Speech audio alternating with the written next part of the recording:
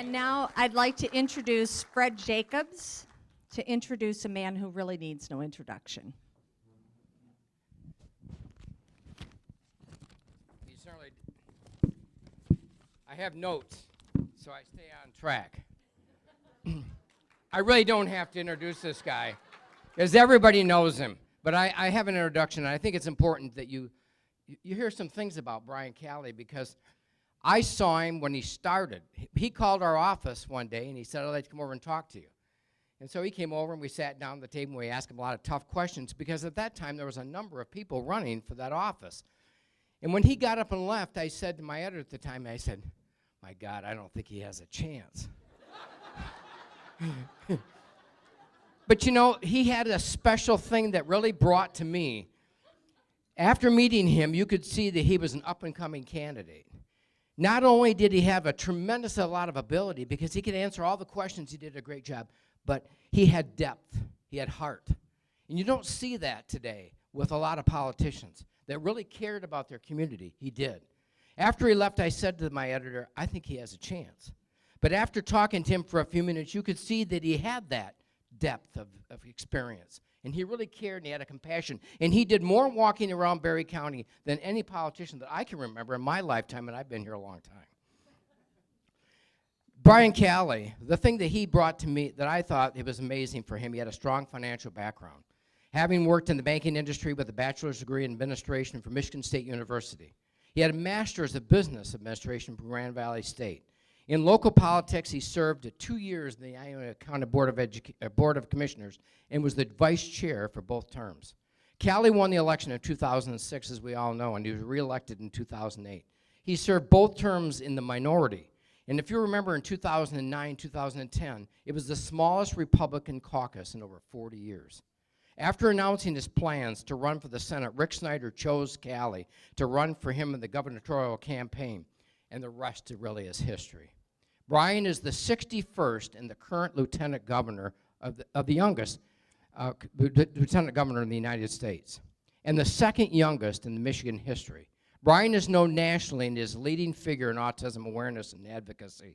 He's won widespread praise for his sharing his experience as a father to a daughter with autism, and led the charge for insurance reform in the state of Michigan. Early today, Brian joined Autism Alliance of Michigan and the Michigan State University basketball coach, Tom Izzo, to announce their anti-bullying initiative. And I would have been there this morning probably, but I couldn't be because I was here at the Community Foundation for our board meeting. Brian has married to his wife, Julie, since 1996, and live in Portland with their 3 young children. Due to his work ethic and principled leadership, Brian has gained the reputation as an expert on tax policy. And his political leadership, and he's a pretty darn good musician as well. And I enjoy any time I can get to sit down and sing with Brian. In 2008, he was named the Legislator of the Year by the Small Business Association, which was the first time a freshman lawmaker ever received that award. Help me welcome a great guy, a personal friend, a great leader, and a passionate leader. Something that's lacking in this country, somebody who really cares. Brian Calley, a great guy. Wonderful guy. You bet. Well, now I know we know each other pretty well, but I have a little bit of advice for you. You should wait till after you hear what I say before you decide whether you want to stand up or not. I appreciate the introduction. In fact, the invitation. Fred had contacted me and asked if I would come and do this tonight, and it's challenging. I get about 100 invitations a week, and as you can imagine, I have to say no to most of them. And so Fred was pretty persistent, and I won't say that I woke up with a horse's head in my bed one day, but he sent me an advance copy of what his column was going to be if I said no, and so here I am. It's great to be here. No, as you know, every time I come to Barry County, it does feel like I'm coming home. So I really want to appreciate the warm reception, and it's great to see everybody. I got to make sure I just should come to this every year because it's like everybody's here. So it's been such an exciting few. It's been such an exciting few years in the transformation that we've seen over the course of the last the last 3 years here in our state. And it hasn't come without controversy. I mean, we have some guests that come to the front yard of the Capitol, hold up signs and things. We had one, I remember, the thing, I tried to not take this personally, but they never, ever put my name on the signs. So, but there was this one day, it was actually the day that that Right to Work passed, and so there's a whole bunch of people on the front yard, and then they erected these 4 giant, like, blown up rats, and so they had like everybody's name on it. So I could just see it from the back, but I thought, oh my gosh. So they have one for the governor and the Senate Majority Leader and the Senate and the Speaker of the House, and then the 4th one, they finally have one for me. So I was so excited. I went down to it because I wanted to get a picture with it, and so I go by the one. Here's Snyder, yep, and then here's Speaker Bolger, and here's Senator Richardville, and then here's Dick DeVos. What does a guy got to do to get a little respect in that town? So I try to get over that. My son, though, he's 9 now. He travels with me sometimes, depending on what I'm doing, and he really likes it. He's got a lot of personality, and so he was asked last summer by somebody. He said, "Do you want to be lieutenant governor like your dad someday?" And he said, "No, I want to be governor." I was proud. He didn't want to aim low like his dad. But now it seems like everybody wants to be lieutenant governor. So it's the challenge these days. Politics, it becomes really complicated because you have people on kind of both sides or both extremes that as we make decisions that we believe will move our state forward. We know there are sometimes the right side of the political spectrum is going to be mad, and sometimes the left will be mad. Sometimes everybody's mad. But as we look at the accumulation of what's happened here in our state, it's really been pretty remarkable, especially compared to when we first started. In 2007 was my first year. As you know, I represented you. And so I was a freshman Republican in the minority, and we had political leadership at that time that didn't get along very well. There's a lot of gridlock, and there was deficit spending, and our debt was going up in our state. Sound familiar? And there was times we were doing these round-the-clock sessions, and they locked us in. You do this thing called the call of the House, where the speaker can, literally they post guards at the door, and it's one of the powers the speaker has is to make representatives sit there. And so we were there for 21 days, and so I remember one night I was laying down to go to sleep under my desk, and seriously, under my desk. And so I took off my tie, and I put it over my eyes, because they leave the lights on all the time. And I was thinking, I thought this job was going to be more glamorous than this. But what I really thought at that point is if I'm ever in a position to be decisive, to make real problem-solving decisions that put the challenges that are holding our state back behind us, regardless of how difficult it is, regardless of what political challenges come, regardless of the politics of the situation, or where my allies are, or where the political enemies are, this will never happen again. And so in 2011, we had a real gut check because there were no excuses. So there was a whole bunch of people that came in at that point and said, spending reductions are hard.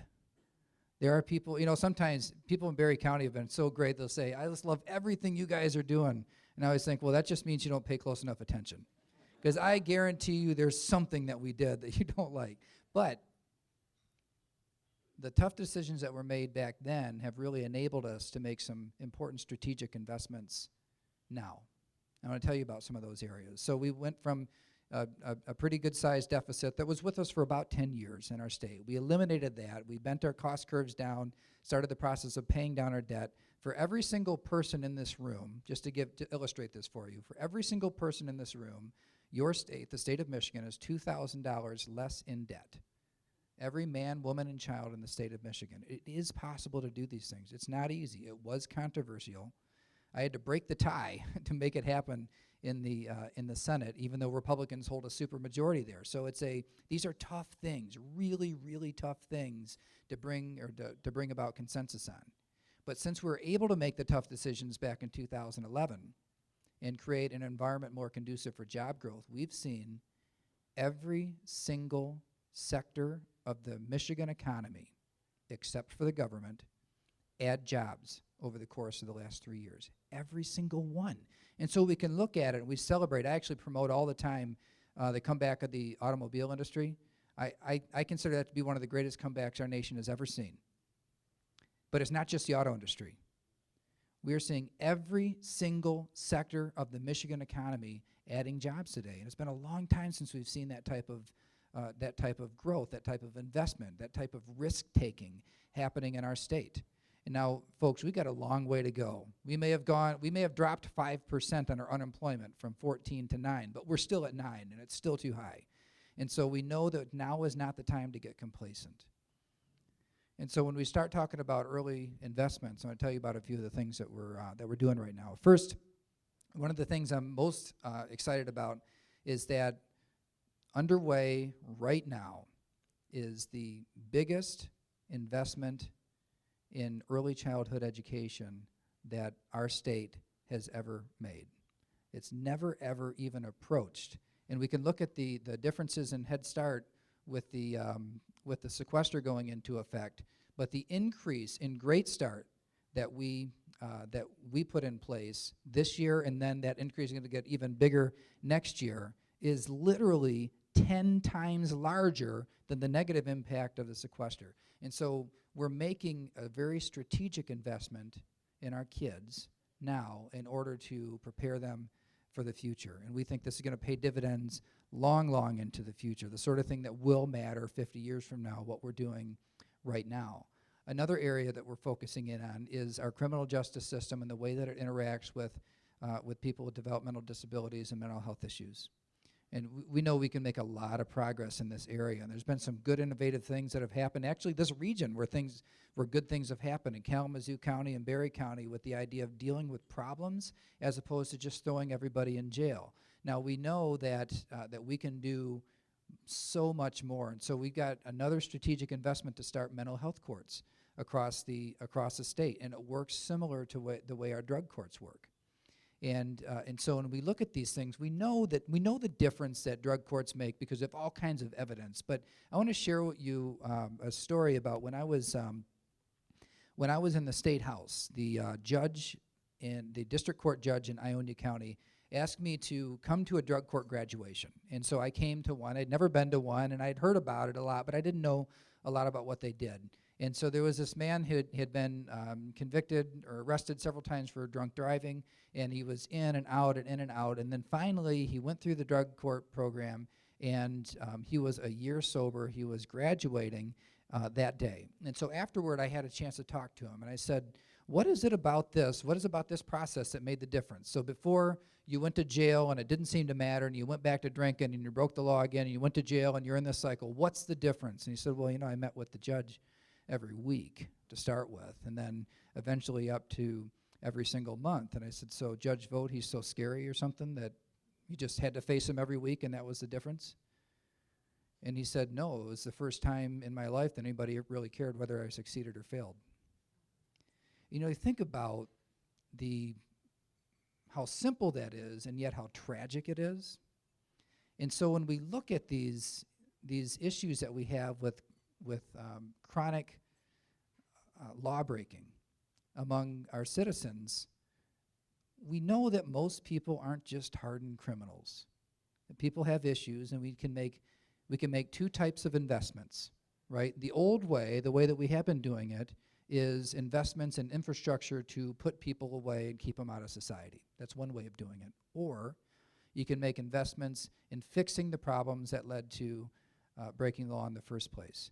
And these are the sorts of things where when we put millions of dollars extra into these types of activities in 2007, 8, 9, 10, with the shape of the budget and all the infighting and what's going to get cut here and there. We never even could have dreamed of making these type of initiatives a reality. But today we can, because we made the hard decisions back then. And that's why it's, this job has been exciting and fulfilling the whole time through, but now is where it's really getting special. Because we're coming through, and I actually work, I never would have guessed a few years ago that my main area of policy focus would be mental health care and advocacy and accommodation for people with developmental disabilities. But this is really where I've just started to focus the majority of my policy making time. And we're going to come out with, by the end of the year, a list of recommendations from the Mental Health and Wellness Commission, which it's great stuff. It's very proactive stuff that I think is really going to make a big difference. And even though I know resources are always going to be a challenge, the thing that I learned from my time spent in Berry and Ionia counties as your representative and being a part of these communities before that as just in the private sector is that you don't have to hit a home run on every single initiative, right? So we know that, for example, finding housing for everybody in our state with a developmental disability is a Herculean task. I don't know how we're ever going to come up with the resources to do it, and so we add the question, like, where do we start? The answer is, you just have to start, right? You start somewhere.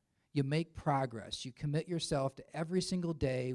Here's where we're at. We're going to take at least a step forward every single day, even if it's a small step, and that we're going to accept that we can't solve every problem overnight, but we can commit ourselves to making progress on every single problem or on these problems every single day. And that's what we really want, the attitude that we want to bring to the table. And I'll share with you an example. This stuff works when you have a good plan. So back in the end of the Engler administration, it would have been in 1997, they put on the table an initiative to provide dental care to kids whose family can't afford it in Michigan. But they didn't have anywhere near enough resources to provide for all the kids that went without dental care. And it was amazing how many really do still.